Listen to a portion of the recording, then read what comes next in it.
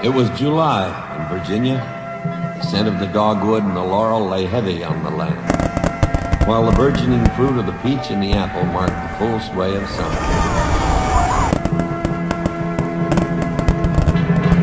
For 7 faithful days, the trees, the flowers, yes, the very ground itself, had shuddered under the roar of cannon, the bark of howitzers, and the crackling of a legion of rifles. Now all was silent. Sledgehammer blows of Robert E. Lee and Stonewall Jackson had mauled the Army of the Potomac, and yet that army was not destroyed. 7,000 men had fallen in that dreadful week, and the savagery of the conflict was grimly evident in the river of wounded that wound through the green hills. Now a new sound drifted in the soft evening sky. Our Colonel Dan Butterfield, courageous and able soldier, was also a man of music.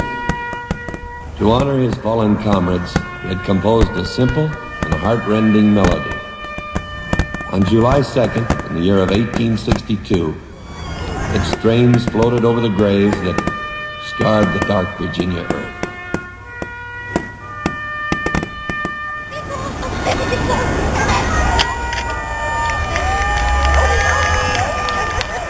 It has been more than 100 years since that sound was born, but those notes have never died away.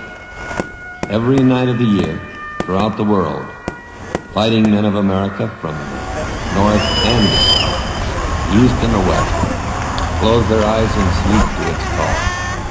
In each of their hearts, there glows a fierce surge of pride.